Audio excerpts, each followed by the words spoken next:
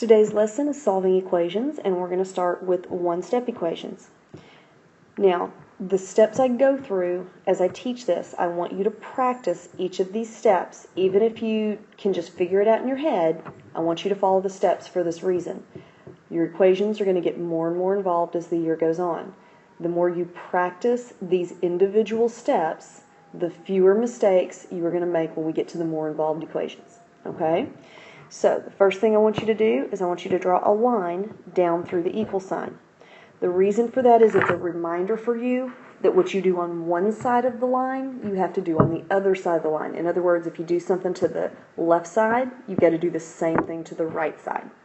All right? So you want to do the same thing to both sides of the equation. So be sure and write that in your notes, because this is where seeing the equation when you go back to study isn't enough. You need to make yourself notes verbally so that you understand what we were doing. Okay? Now, I want to solve for the x, which means I want it to end up down here all by itself on this side of the equation. What is over here with the x that I need to get rid of? There's a plus 1. So I need to get rid of that. How do I undo a plus 1? What's the opposite of a plus? It's a minus. So we are going to do minus 1, but we have to do the same thing to both sides of the equation. So I'm going to minus 1 over here also. Now, plus 1 minus 1 cancels each other out. It's a 0. So I end up with just an x, and then 7 minus 1 equals 6. Once you have the x by itself, you are done. X by itself is the goal. Okay? Now, this video is going to have a lot of examples. After you see each one, the beginning equation, hit pause and try it. If you have already sat through the lesson, you watched it in class and you're just wanting to review, just fast forward this to each example and then test yourself. Okay? Let's go to example number 1. b minus 8 equals 13. First step is to draw the line. I want to get the b by itself. We have an 8 over here that we need to get rid of. It is a minus 8. The opposite of minus is plus. What we do to one side, we have to do to the other. Always write this sign on both sides. That's a very common mistake. You forget to write the sign and then you don't do the correct operation. So negative 8 plus 8 is 0, so I am left with a b by itself, which is what I want. 13 plus 8 is 21. The b is by itself. We're done. Let's do example number 2. Okay, 8 plus x equals 1. Same process, but if you will notice, our x is in a different place. And actually, I'm going to redo that circle. I have a positive x, and I want to get it alone. So I'm going to draw my line. I need to get rid of the 8. It is a positive 8, even though it doesn't have a plus in front of it. We know it's positive because there's no negative in front of it. And the opposite of positive is negative. So I am going to subtract 8 here, but I have to do it on the other side also. This gives me 0. Leaves me with nothing but x over here. It is a positive x. 1 minus 8 is negative 7. Okay, let's do the next example. 2x equals 8. What's the difference between this example and the other ones we've done? We're no longer adding and subtracting here. We are multiplying. Since there's no sign in between them, it's multiplication. So what is the opposite of multiplication? It's division. So I need to divide by 2, because remember, I want the x by itself. And what I do to one side, I have to do to the other. 2 divided by 2 is a 1, so I have one x left. So I'm going to write just the x, and 8 divided by 2 is 4. X is by itself, so we're done. Example number 4, x divided by 7 equals 3. What operation is going on here with that fraction bar? It's division. Now I want to get the x by itself. If the operation that's in the equation is division, I need to do the opposite, which would be multiplication. So I'm going to put a multiplication dot there, and I'm going to put a 7 right there. I forgot to draw my line, sorry. What I do to this side of the equation, I have to do to the other side. Now here, 7 divided by this 7, they cancel each other out, because this is division, that's multiplication. They cancel each other out. I am left with an x by itself here, and 3 times 7 is 21. I'm going to show you a different way to look at this one, just in case it confuses you the way I did that. X divided by 7 equals 3. I'm multiplying by 7, multiplying by 7. We can put a 1 underneath that whole number, right? And how do we multiply fractions? We multiply straight across. So 7 times x is 7x.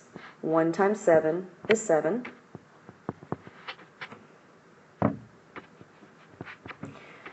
Now, this 7 divided by this 7 is 1.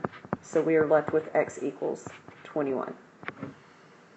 Either way is okay. I tend to just go ahead and cancel those 7s out immediately because I know that mathematically that works.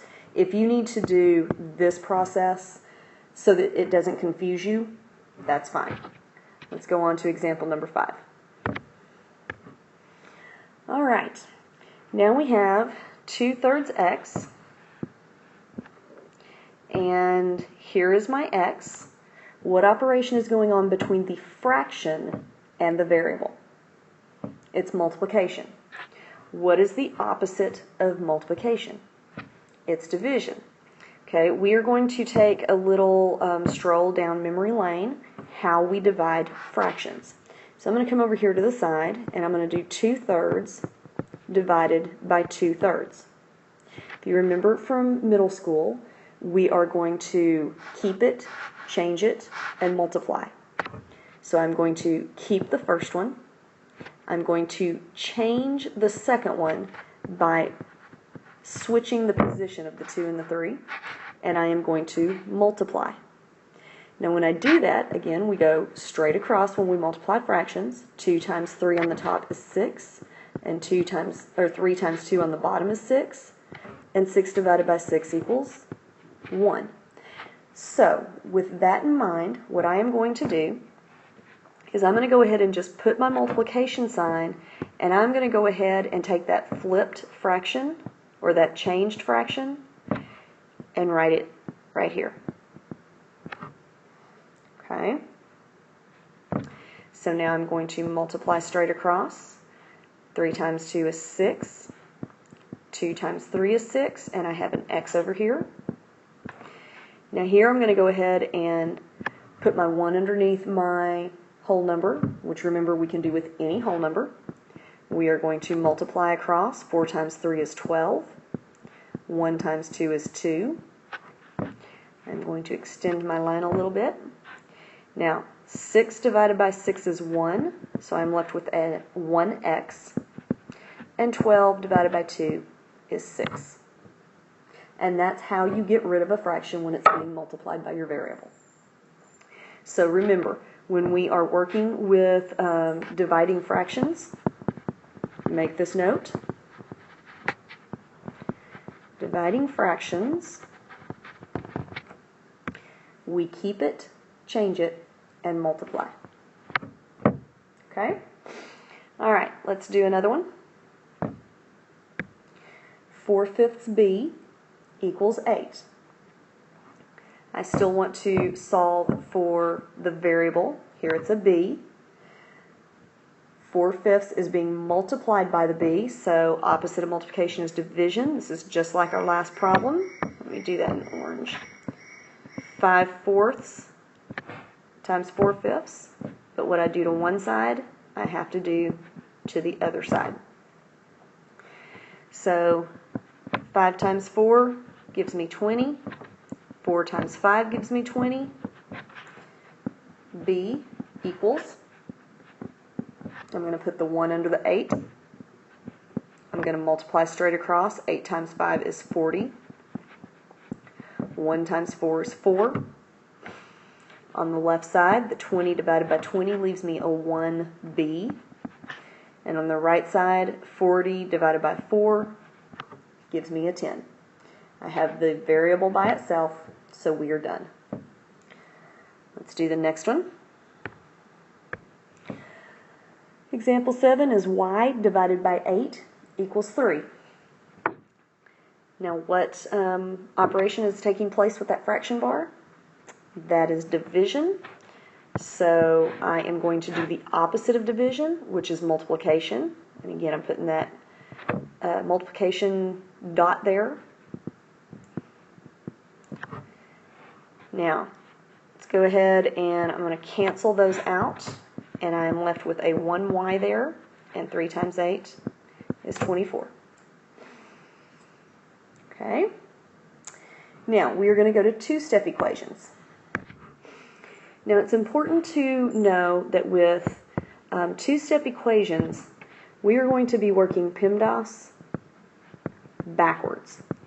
Okay, when you are moving things from side to side in an equation, from one side of the equation to the other, you are going to work it backwards. In other words, if there's something being added or subtracted to the variable, you're going to do that first. Then you will take care of multiplication and division and so forth. Okay, so let's look at our first, let's go through one together. If I have 2x, oops, let's do that in black. 2x plus 4 equals 14. I'm going to draw my line. Now, we're going to start with addition and subtraction. Here is my x. So what's being added to it is the plus 4. So I'm going to do the opposite of that. That gives me 0, so I am left with 2x on that side, equals 14 minus 4 is 10. Now, I am still trying to get the x by itself. What operation is going on now? Multiplication, and the opposite of multiplication is division. 2 divided by 2 is 1, so I have 1x left. 10 divided by 2 is 5. And that's how we do two steps. So again, you always start with addition and subtraction, and then you do the multiplication or division. So let's get on with some examples. All right. I'm going to draw my line. I'm wanting to solve for x. Is there any addition and subtraction going on? There is. There is a plus right here. Now, I don't want to move the 3 yet, even though the plus is in front of the 3. And that's because the 3 is actually being multiplied by the x. So this is what I'm going to move first. Okay? Now, it is a positive 5 because we see no sign in front of it. So I am going to subtract that 5 from both sides of the equal sign. 5 minus 5 is 0. That leaves me with a positive 3x on this side. And 29 minus 5 is 24. I am still trying to get the x by itself. What is going on now is multiplication. So the opposite of that is division. So I am dividing both sides by 3. 3 divided by 3 is 1. So I have a single x left. 24 divided by 3 is 8. The x is by itself now, so I am done.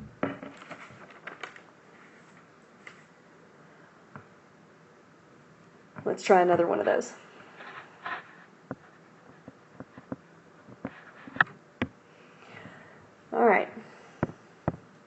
Draw my line. I want to get the x by itself. We've got the same type of situation here. This number over here is what we want to get rid of first.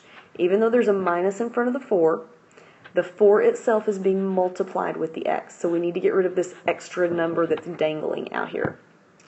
So I've got a positive 2, so I am going to subtract 2 from both sides of the equal sign. 2 minus 2 is 0. So that leaves me with a minus 4x.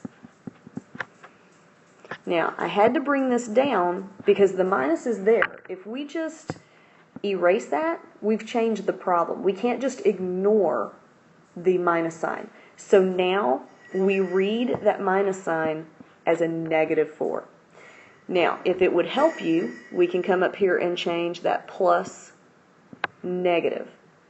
If that helps, go ahead and do this little step right here, if that will help you understand that that's going to be a negative 4. The bell you're hearing in the background is my dog wanting out, so I'm going to have to pause for a moment. Okay, I'm back. 18 minus 2, oops, I'm still in yellow, sorry, is 16. Now, I still want to get the x by itself. It is being multiplied by a negative 4. I don't want a negative x, I want a positive x. So when I do my division, I need to divide it by a negative 4, not a positive 4.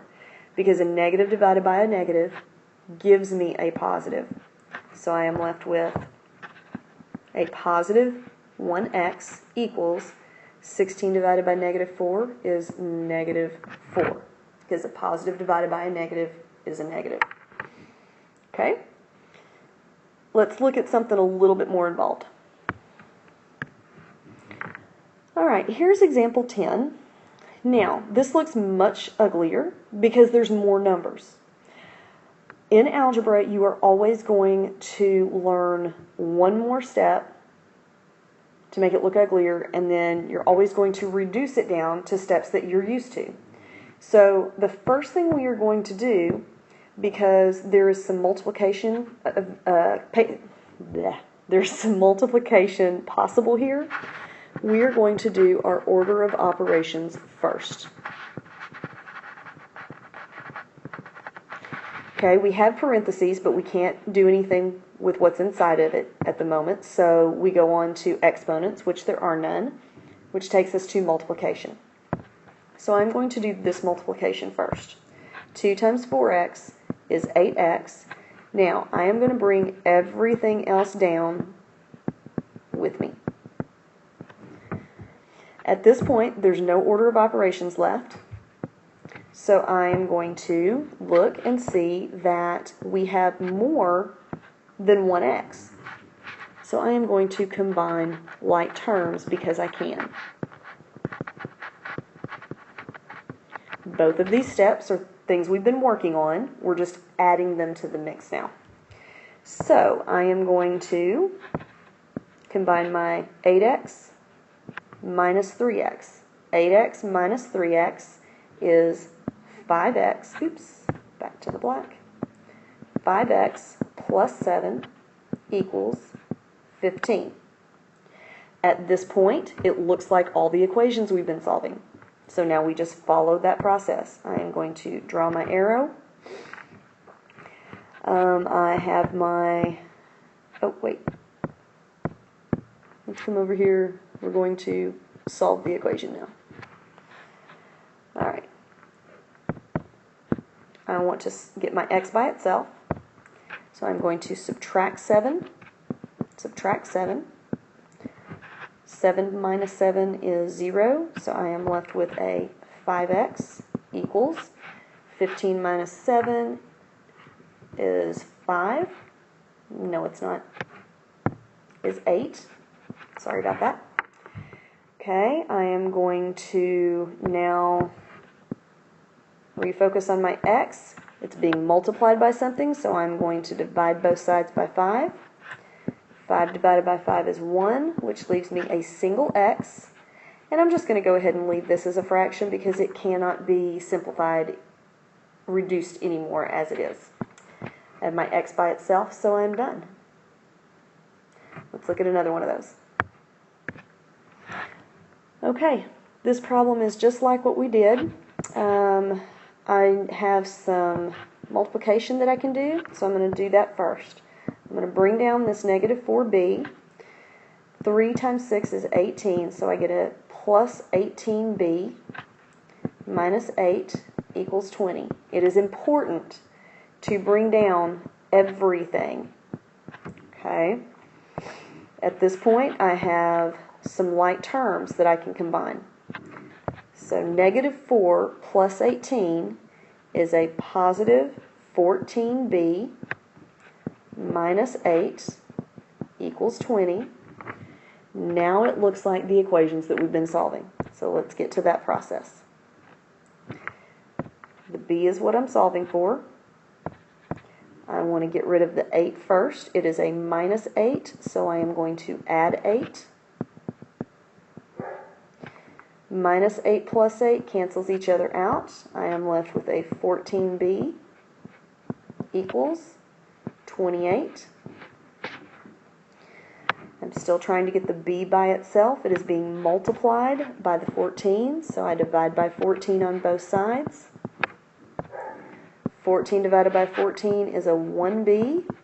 28 divided by 14 is 2. b is by itself, so I'm done. Okay, example number 12 is going to look really different. If x